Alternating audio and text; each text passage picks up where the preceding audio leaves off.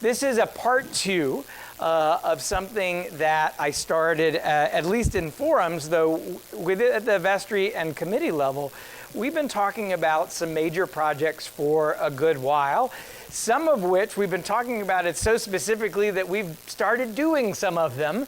And if you want to see some good progress, go into the chapel, and it won't be hard to tell which one the new completed window is. It looks gorgeous. Maybe not today. You want to pick a sunny day when you can. But we're beginning to see some of the work on the stained glass. Sam, would you mind closing those doors just right there? We're going to see how some of these there's a lot of kind of capital work that has been on the back burner for many years. And of necessity, we have begun to take it on. But this is a time for us to take a careful look at where we are as a cathedral community. Some of the projects that I talked about, some of the things I talked about last May, we have developed a lot more information around. Some of the ones have kind of fallen off the radar for a number of reasons, or they are things that may not be viable. I actually had this idea in my mind when we presented in May that come the fall, we would have I would sort of have everything in front of you with a nice clean presentation with time estimates and price tags and everything. And I wish I had that. And actually, the more work you do, the more questions you bring up. And so what we have, even by continuing to meet and beginning to do a lot of kind of testing, that just takes a good while. And so this is as much an update as it is a fully cooked plan. And that reflects a whole lot of work that has gone into this and work that will continue. So I want to continue by returning, just reminding us of our core values: integrity, dignity, faithfulness, continuity, and transcendence, and reminding that our mission and vision 2021 still stands. We have some website updates, but all the content is there. With an expansive and inclusive welcome, we are committed to the love, justice, and mercy at the heart of the Christian faith. Our mission is to proclaim in word and action God's justice, love, and mercy for all creation. Our vision is to be a sacred place for all people. What we're going to be talking about today are projects, but also plans that help us to be this, not just today and in the next 2 to 3 years, but to really lay a foundation for decades, if not more, to come. And to look at what the stories and the data tell us about where we are in a life cycle. This was our subcommittee, and we continue to meet, but it really has expanded to include our Property and Sustainability Committee. Certainly our whole vestry is actively involved in this as we've been considering things like reaffirming plan giving, what kind of structure, what kind of plan giving documents and policies. There's a whole lot of administration and housekeeping that goes into really cultivating plan giving major gifts campaign. So I'm going to reinforce 3 emerging priorities that came from our conversation over the last 6 months or so. And one is community and pastoral engagement within Cleveland itself. We are a largely suburban congregation in terms of the makeup of who is here. I say largely because that is by no means all of us. But in many ways, Cleveland downtown, many neighborhoods have changed. Some have not, but for the most part, a city is an evolving thing. And we don't want to apply the assumptions of 30 years ago, or 50 years ago, or 100 years ago to how we care for, how we connect with and care for the city today. So this is a great opportunity for us to consider what that could mean. We're talking about spaces for transcendent liturgy and vibrant programs, the reasons why we come together and worship. Putting these two together, actually, we, in talking about over the past month, and with the bishop here, we talked about sources of transformation at Trinity. And before I went to the College of Congregational Development this year, my homework was to do interviews. And I interviewed 4 people, and 4 people from different walks of life at Trinity. People who went to primarily were anchored at different services of Trinity, though I will say all 4 were people who had been here for some number of years. And a curious thing happened. They all said 2 of the same things about what brought them to Trinity and what kept them at Trinity. One was they knew about Trinity long before they started to come here, meaning we have a visibility and a presence and a commitment in the wider community that spoke to them. So people sometimes know about Trinity for 10 years before they walk through our doors with the idea that I can actually go to church here, or I can actually get involved here even though I go to church somewhere else, which is unique and a great gift of who we are. And the other, all 4 said without fail, liturgy and worship. And I can speak to those 4 people having very different opinions, or they go to different services.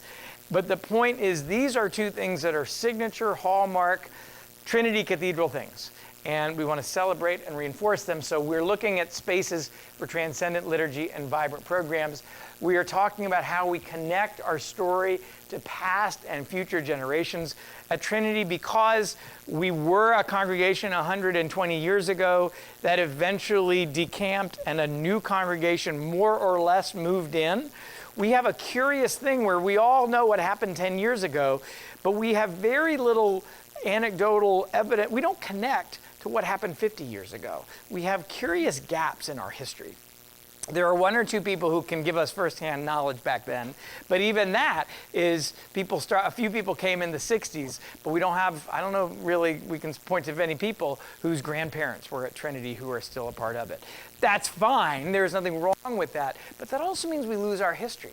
And when we lose our history, that for better, good history, bad history, it's all history, it's actually a lot harder to build. Because we don't know where we're coming from. But here's something. So these were all here. If you go back and watch the tape from the last time I did this, those were there, and they still are. But what has consistently come up in our conversations are people asking about what our financial wellness, our reliance on our endowment, how we are caring for our congregation, and what foundations we are laying. So this one has come up, and I want to separate it because I want to hit this one first. This has come up we say it in different ways. Do we have a sustainable resource model for Trinity Cathedral? That's a nice way of saying, are we spending more than we have? And how do you figure that out when you are blessed with an endowment? We do have an endowment. We do rely it was given at when essentially the cathedral was built, right around 1907, 1910. There were times in our life, back in the 50s, 60s, and 70s, probably more 60s and 70s, early 80s, where were it not for the endowment, there would be probably not a cathedral. And we have historically relied on it not just for capital, but also for our operations, which you normally say that's not great. In a Midwest downtown cathedral, that is not uncommon. But I do want us to take a moment to look at where we are, how we are spending it, and what questions that raises for us in the years to come. Not because an endowment is more important than ministry, it is not, but having a healthy conversation around how we resource our ministry has everything to do with the health and sustainability and vitality of our cathedral going forward. And I will also say that if we don't talk about the money, and if there are challenges, you are likely to go from one crisis to the next rather than set a plan for where you're going. So we're going to just take a little bit of a look at what that means, a chart. Before I show that, let me explain you the chart. Because I know what you're going to want to do, like figure out what it is. So I was curious. I got an piece of information from this chart that was not what I expected, which is always kind of fun. I was curious because what is a reasonable endowment draw? What is the common wisdom of how much you can pull off your endowment and feel good about it year in and year out? 4%, 5%, right. You're not going to get much higher than that, and feel like that's okay. So you have to beat inflation, right? You have to if you're pulling, so you're not continually pulling into principal. Otherwise, it's not there for you when you need it. You don't want to worship the endowment. You do want to cultivate other sources of revenue, but it's helpful to be kind of clear about where you are. And I asked because, understandably, we, for the last few years, and frankly, quite consistently over the years, have drawn more from our endowment on an annual basis than 5%. Because the needs have been greater in order for us to both take care of the capital expenses that we know we have and carry out the ministry to which we feel called. You can always cut down, let's just say it's a very expensive building to take care of. It's a very expensive cathedral to run. We can just assume that, but then you have to figure out, all right, how are you spending your money? So I wanted to know, rather than just saying anecdotally, well, we're spending more from our endowment now, but we didn't before.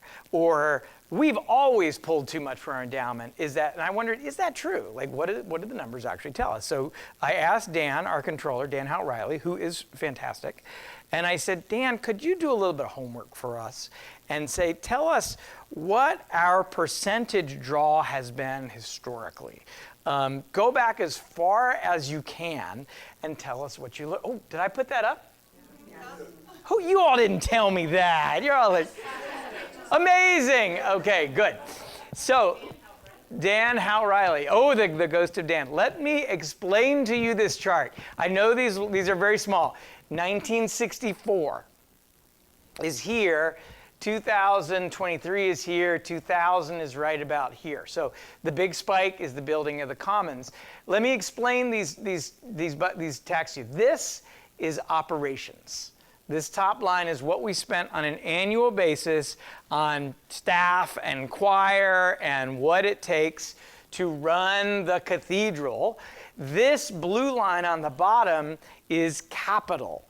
What we spend to build the space that we're at now or do maintenance towards the upkeep of the space itself. You cannot see because I did not know how to fully translate it. I have a Sharpie I can do to draw the other line. This is the collective button. There's a tiny shaded thing that you can't see. So in order to see what the current draw is, you have to add these two together. So can you on the back basically see the trend of the lines?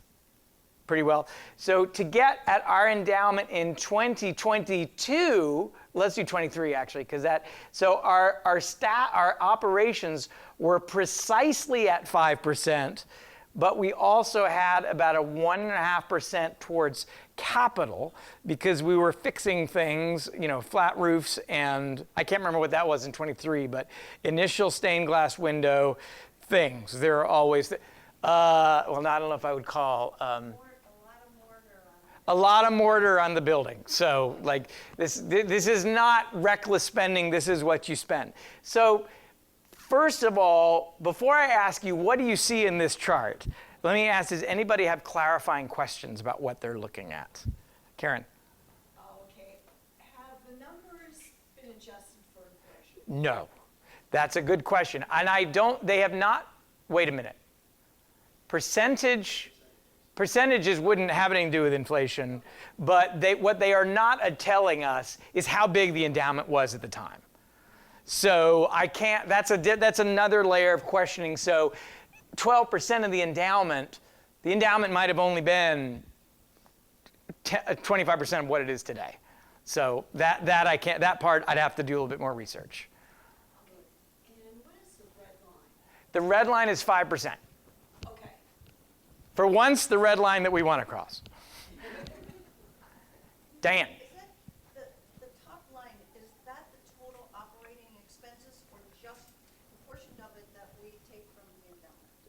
Oh, just the portion we take from the endowment. Just the portion we take. And well, yeah, I'll leave that. Other questions? Barbara. I'd be interested what the spikes are on the back. I feel fairly confident this is an initial payment out to to pay for the commons, and this was paying it off. The Trinity's portion of the construction of Trinity Commons is going to be here and here. I cannot tell you what happened in '96. Obviously, we had to fix something. And I also cannot tell you, I don't know why 1980 doesn't exist and what the heck was going on in 1986. So, but that's okay. I mean, I wanted, so what are you seeing? What kind of gut responses do you see from this? What is it? What surprises you about this? It's not so bad. Yay. I think that's right. Yeah, it's not so bad. Well, it's not so bad in that I think, first of all, our operations are historically low. So when people say like, oh, you're just, we're spending through things, we may be spending through things, but we're actually have a lower staff expense, relatively speaking, than we have in the past. Other observations that you notice from it? Yeah, and also I like what you said. Here is not here. This is a very dangerous place to be over time. We were not there over time, but you can see there was a greater reliance. I mean, the congregation at this point was far smaller than it was at this point. So that's an important thing to kind of, so you suddenly rely far more, you probably had a much smaller staff here too, but we're so fully reliant on endowed funds. Jeff. One thing that impressed several of us that looked at these numbers was the long intervals, and though we don't know quite how accounting was done at the time, the long intervals where there appears to be nothing done taken from the endowment on capital expense, especially given the things that we have to fix now. Right. Right, and you say, Corrine says with some expertise, here we have a spike not because it was like, let's be reckless. It's more, we have reached a point where, and this right here is kind of that interim season where I think we recognized that things that we've had in the back of our mind to do, we really need to get to do it. Like stained glass windows, we've known for more than a decade that we needed to look at stained glass. Some of them got to the place where, I think it's a mix of some of them got to a place of, like they were buckling, and others where it was just time to do it. So these are, and I think it's a well-built cathedral, right? When you build it, you're not going to have to do much with it for 100 years, and then you're going to have to do a lot. I would, in conversation, this is, not my expertise, we'll probably be here for a while. We may go down a bit, which would be great, but we're not likely to ever be, we are not going to be here. Right? I think this is always going to be an old bit. Even this, we're looking, the new building, the air conditioning doesn't work. So it's 25 years old. But capital expenses will continue to be a reality for us. The question is how much? Maybe, I think we talked about some of the explanation for the flat line is that maybe some things had been categorized Yes. inaccurately, that maybe some of that operating cost was actually capital. I'm sure that some of that is true, but that would take more digging. Did everybody hear that question? Right? Do we know for certain that capital things were not taken care of? We do not. So some things may have been categorized, and the information that we have, this is more of a broad brush than an explanation, than a very specific explanation. So I have a question about those like 86 that peak at 12%. No draw on the endowment. So what did that represent? And then there's a pretty sharp decline, and then it goes back up again. Well, I think what Marilyn is saying is probably pretty accurate, that how could you have such a steep, peak there in whatever year that is, 86, 87, I think that's going to be when Perry Williams left and before Dean Purcell came in. So my guess is you might have had a period where you did not have your principal salary to pay. So it'd be that. So I'm going to keep us moving because there is ground to cover, but I wanted you to begin to look at this. I think data often tells us really important things and can take some of the anxiety out of it, and begin to chart. Why is it important for us to get to 5%? I think I want to go back here and suggest to us that a 5% draw that also takes care of capital is a place that we have never been. And we, because of that, we don't know what it's like. And I would suggest to you that if we were doing that, then we would have a sense of confidence in what we're doing, and in really a positive mission focus, if that was a practice that was a part of who we were. And I want to suggest that would be, forgive me for using the term, but that would be wealth. That would be a sense that we are contributing our own stewardship. We are actively involved. We are confident that we are using the resources that we have been given 100 years ago well. We will not have these sort of fights over, I mean, every church has conflict, but are we raiding the endowment just to pay for our favorite things? Right? Is our favorite thing music? Is our favorite thing outreach? Is it that? No, this would just mean we are thinking together as a body, and we know that we are healthy. And I want to propose to you that it is hard, but not impossible to get there. I think it would be generative and healthy, but I think we have to admit getting there would take time. It's taken us 120 years to get to where we are. We are not going to get to where we're not going to get there tomorrow. Or if we do, it's like we're just going to go down to sort of one halftime priest and a piano player, and that's great. Which we can do. We can solve this problem tomorrow, but I don't think we would be carrying out the ministry that is ours to do.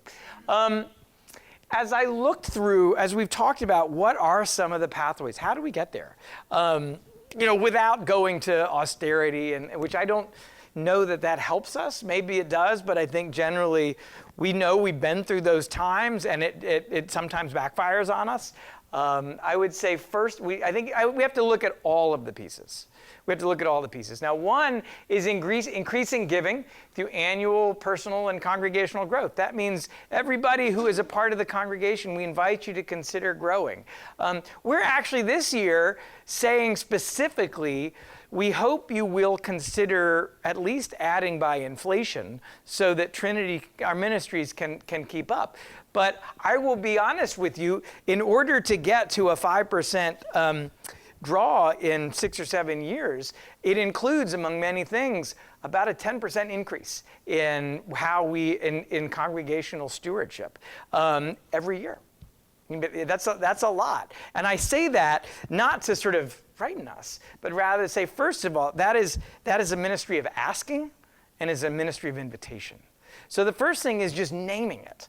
If it is possible in your household to think about how you give, you're going to be like, I should have never shown up to this thing, because everybody else who didn't come up to this room won't have to think about that.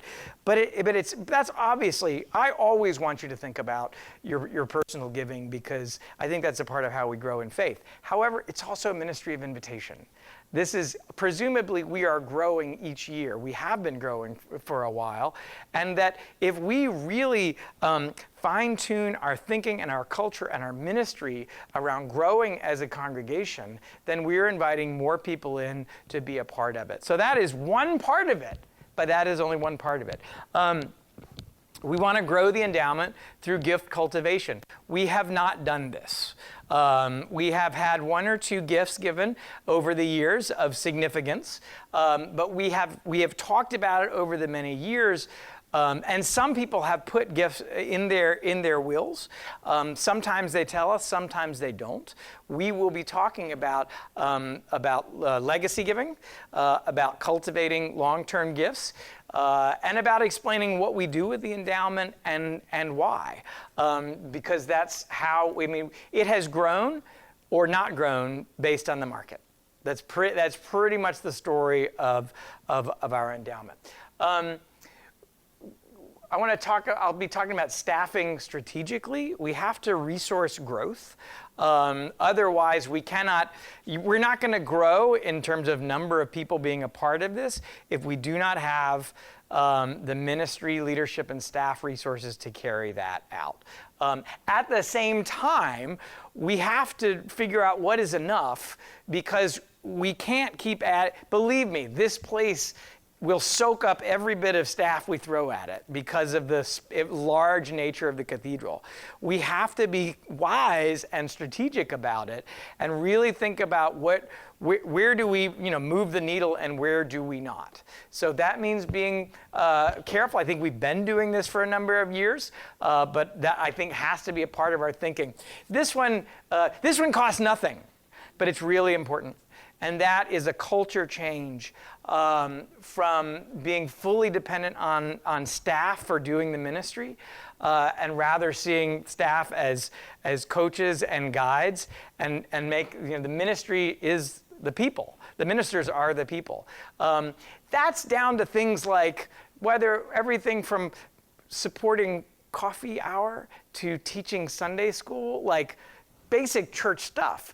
But what happens when you are in a church environment like a cathedral, where we have an expectation that our staff will do things and do it well, we tend to sort of fall back and let them take it. We get intimidated, afraid that we're going to do it wrong, or we have to work a little harder, because I know a lot of y'all drive a little bit to get here. I would argue that not only does that ultimately limit our ministry, it requires us to have larger staff, more staff than we might need for a church our size. And that I actually think that's a critical part for reaching a sustainable path. I am going to get to the vision stuff. This is not all about the endowment today. I apologize. But then we also have to look at the redevelopment of Trinity Commons. This is 25 years old. We need to consider the programming and the funding model, which a lot of our budget is tied up in how this facility is used, generates or doesn't generate funding. Yeah.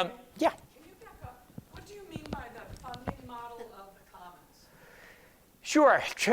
It means everything from what our relationship and agreement with the diocese is around it to our programs paid for. Like, do we hire a development officer to just pay for fund Commons programming? Do we say it just all needs to come from the congregation? By that, whatever it is we're doing now, which is is not working, is not generating the kind of income that helps us to reach our long-term financial path. And that means, and this is where I'm bringing in conversation, not plans. Okay, so don't quote me on this, because we have partners, and that is the bishop and the Diocese of Ohio. We will thrive to the extent that our partnership is healthy, and that we are mutually supportive, and that we are building a vision together. We will not thrive to the extent that we do not do those things. And I think we have learned that this is an essential thing. We have this building is 25 years old. This building is 25 years empty. And one thing that Bishop Ann and I have talked about is neither of these is going anywhere unless we have a clear plan together. Commons is fine. I don't want to suggest that there's a problem, but it is underused, and it is the vision is underdeveloped. And so this is a time we know we together need to spend some work with Mather, but we also recognize that we together, if we're going to do this, let's do it all. And that can take some time, but it's also, I want to suggest that this kind of conversation around the shared purpose has not happened since the initial development of Trinity Commons. And I have had initial conversations with Bishop Grew, but just to sort of like tell me, and Bishop Purcell as well, because they were a part of it. Who can remember Bishop Grew? I know you can. Good. He is sharp. He had a great conversation with him. But to get a sense of like what some of the initial vision was, and some of that we follow. I assume a lot of it we will, but that will shape where we're going. So I'm sharing this with you because it's really at a conversational place right now.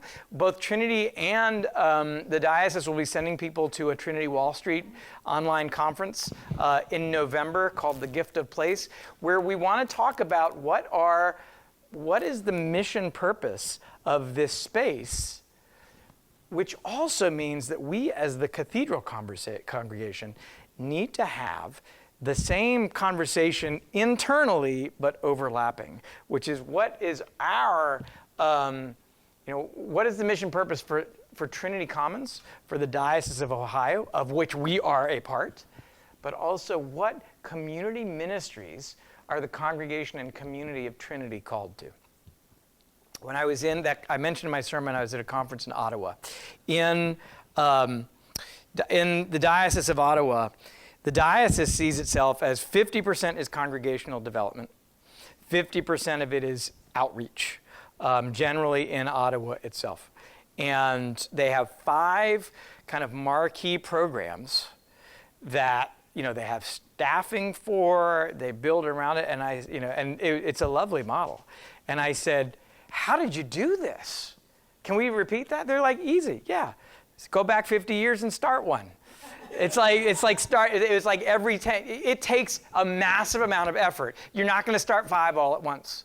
You figure out one, you fail, you try, you fail, you take things that aren't working, you move them aside, you find your way in, and you develop it. So that's just to point out that type of model is beautiful, but it's not one we're going to wave a magic wand and do. But it does mean it is certainly a profound time for us to think as a diocese and as Trinity about what the mission and outreach purposes can be for this space and for this relationship. So now I'm going to get back. I'm going to kind of return to, this is going to be a familiar kind of part of the slide of where we were 4 months ago. How do we engage engagement and relationship building with downtown and vicinity neighborhoods? How do we grow participation throughout the week, including Sundays? I do think we have learned that this is a place that requires people. It requires leadership and follow through and follow up, which most likely involves some kind of additional staff or pastoral resource. This conversation has evolved. Spaces for transcendent liturgy and vibrant programs. And we've talked about the cathedral. We've talked about Cathedral Hall. We've talked about the chapter room. Many of you all have been in focus group discussions. And this is just me moving things around. I haven't had a chance to talk to the scope committee about it, but generally where things we feel are projects that are very much before us, or we've already started them. One is commission a liturgical platform. I have some updates on that, some initial drawings I'll share with you. Stained glass and masonry, that work has begun. And one of the reasons I mentioned that is, I showed you that chart of the endowment and about how in the past 4 or 5 years, we've really started to draw from it. One way of thinking of why we're talking about the endowment is not just to make it healthy for the future, it's a way of actually refunding that part of it that we have used to cover important capital. Liturgical vestments is still a part of our conversation. The curation of our history. We are starting with History Day on November 2nd. Everybody plan to be with us, 10 a.m. We're going to talk about some of the deans over the last 150 years. We're going to, at 11 o'clock, we're going to watch in the cathedral. We're going to host a watch party of Bishop Rowe's installation as presiding bishop. We will have lunch together, and then we will have workshop tours of some of the artifacts of Trinity. You'll hear about that. And then I put Cathedral Hall, not in bold, but in question mark. I'll explain in just a minute. Cathedral, if we are actually explain it now. If we are going to have a shared discernment process with the Diocese of Ohio around these spaces, which is going to take a while. Right? These things, nothing with the word discernment ever happens fast. And I'm sorry about that. And it could take years. It will take years.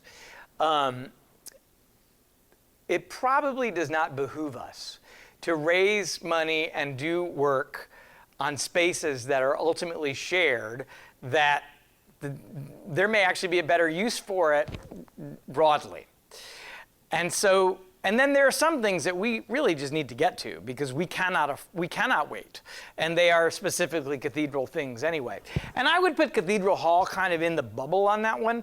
Clearly, it is an asset for the wider diocese.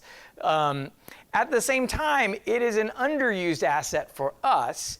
And the way I say this is, if there's $50,000 worth of improvement that could make that space really usable for 4 or 5 years, let's do it. If it's $1 million to do anything, I'd probably wait.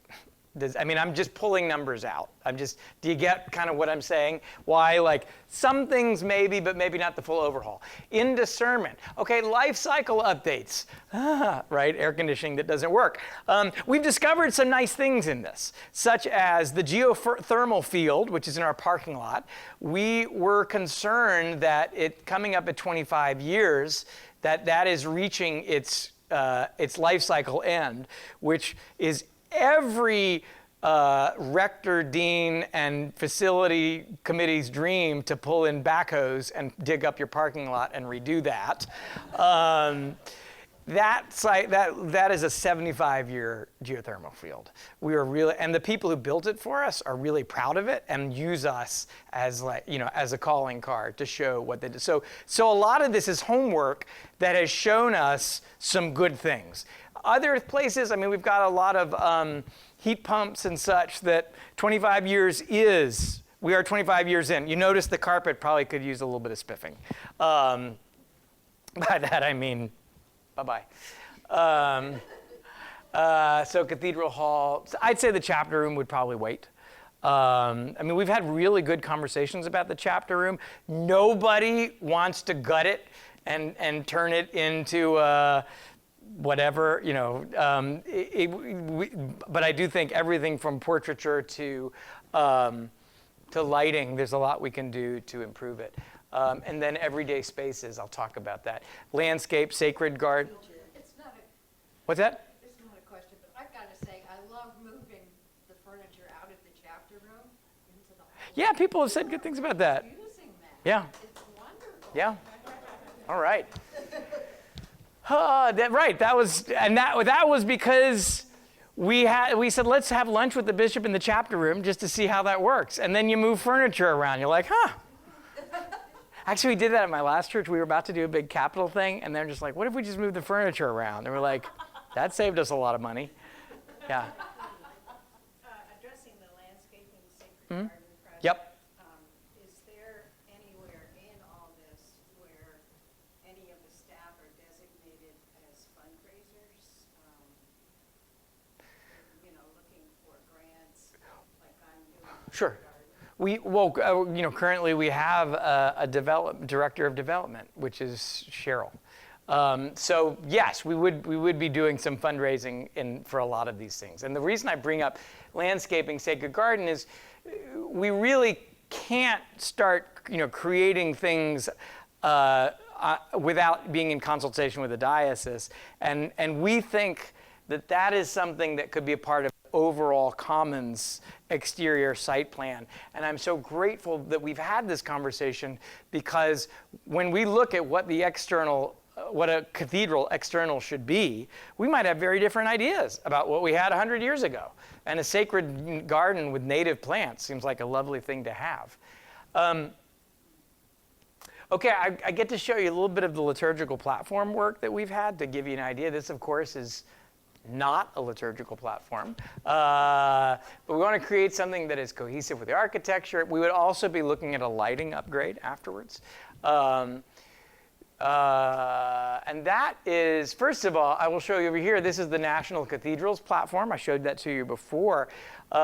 These are our current drafts. We're in conversation with New Holland Furniture Company, who built this. They've been in our space and they've taken measurements, and we've been back and forth talking about what it can be. And just to give you try to imagine what this looks like within our space.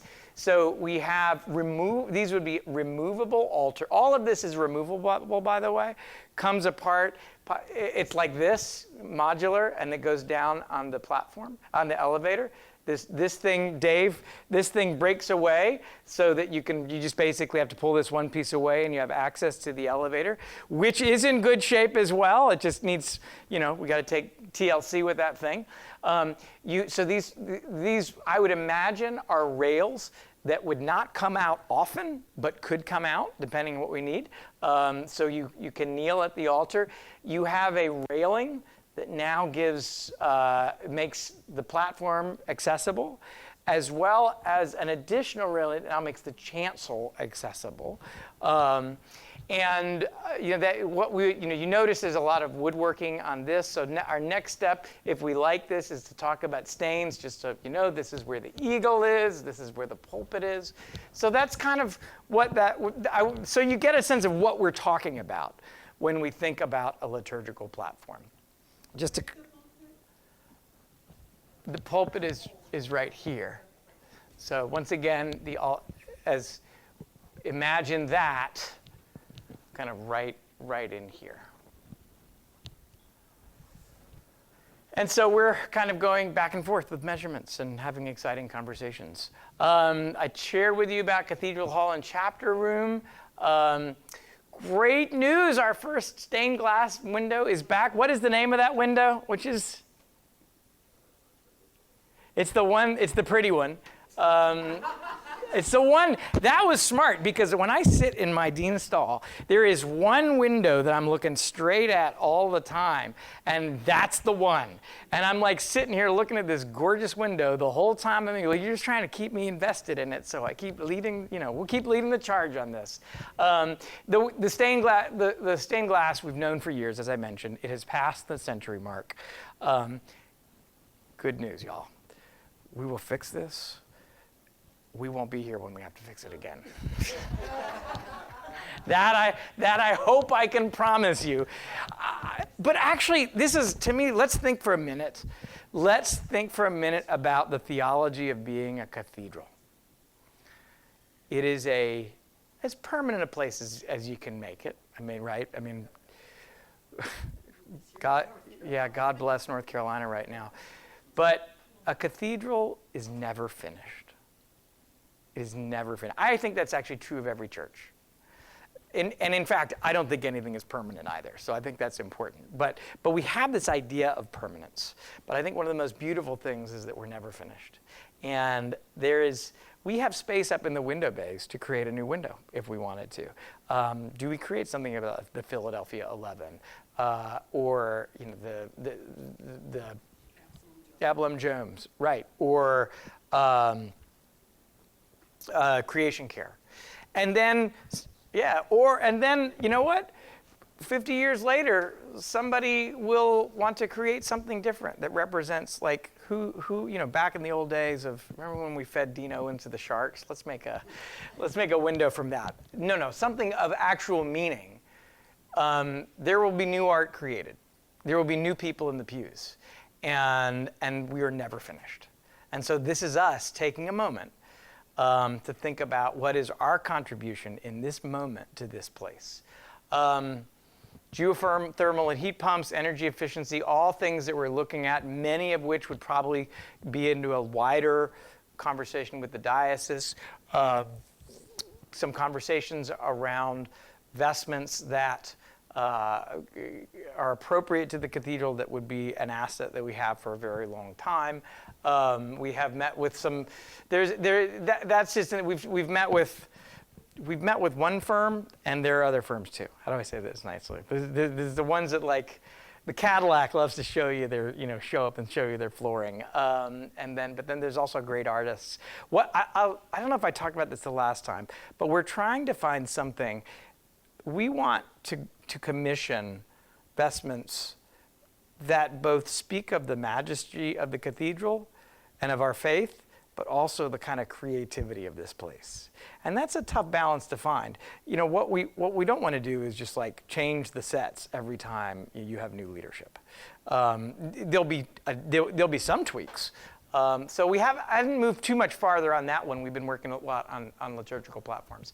But we know we need new acolyte vestments. We know we need new choirs. Okay, I'm so sorry to keep you running late here. this is really important. We're establishing I don't think that's the right name for it. What is it, Cheryl? It's the Trinity Legacy Circle. That drops November 2nd, All Saints. We're still working out the details where we invite people at whatever level they can to make a commitment to this place in their will. Or you don't have to wait for that. But we realize that will be the primary driver of growth of the endowment, but we also will welcome commitments today. I just have to say one more thing about the endowment while I'm at it. And spread this around. This is a gospel. When you give to the endowment, you know how we talked about we're kind of drawing closer to 7, 8, 9% often, but we should be at a 5%. When you give to the endowment, it goes to a portion of the endowment that is only drawn at 5% ever. That's an important thing for people to know. There are multiple kind of pockets within it, and that cannot be changed. And that will be an important part of communicating that. And we want to see the portion, hopefully over time, the portion that is restricted in that manner grows, but I want you to have confidence that if you give or leave or do anything that goes to the endowment, that money will be spent at 5%. That will not be spent recklessly. So we will, well, I shouldn't say recklessly. None of that's right. Thank you very much. I like this choir, Jen. Is that a choice? Can you have a choice in that? You can spend. You can, no, yes, actually, yes. It is, if you want to make, if you want to, of course there are, yes, if you want to make a donation to be spent in a certain way, yes, we would work with that. We wouldn't, yeah. It's people's money should be given and spent the way that they want it. But if we don't have that conversation, then trust that it becomes a part of the 5% corpus. Yes. How will you separate that out? The portion of the endowment that only gets spent at 5% and another portion that can go up higher? How do you separate that out? Where there can be immediate? Have to ask the accountant. Well, it is a bigger question. It's not, essentially, yes, it is separated out, and that is just in terms of how it was set up many, many years ago. Simply put, that some of it was set up as a restricted endowment. Some of it is simply spent at the vestry discretion. That's why we had, that's part of why we had trustees before, which is trustees helped to shape how that discretionary spending got done. That was a change that got made. That's a change we could go back to if we wanted to. But the point is, what the rest of it is at the vestry's discretion in order to spend it in a responsible way that also meets our ministry needs. So that can be. I don't know if I can answer the question other than say yes, it is divided in different places, and we rely greatly on Dan to help us make sense of that. BJ, really quickly, just to clarify, if you make a contribution to Trinity Cathedral's endowment, it automatically goes to Trinity Cathedral's endowment that is spent at a spending rule of 5%. If Right. you make a large gift to the cathedral that is not designated, the vestry has the discretion to add that to the endowment fund so that it's spent wisely in future years. Does that help make the distinction between the 5% rule and the rest? It's not meant to be opaque, but if it comes across as opaque, I thought one of the challenges is it has become opaque through nobody's fault. We just really haven't sat down and looked at all of this, because people should know how that money is spent. People should know how their money is spent. People should know how the Trinity Corpus is spent. And I believe it's about 25% of the current corpus is restricted to 5%. 75% is technically vestry discretion. They treat that as a part of the corpus, but they are able to spend more than that. I'm going to keep going for time, but I know that's a little bit confusing. So we're going to continue to grow the endowment through gift commitments. We're going to be, we want to create a culture of generative philanthropy, establish a planned giving circle, and invite gift commitments. I think we're talking about the history. That's why we're having History Day. And I'm running through because I realize we're pretty much out of time. We have about 3 or 4 minutes.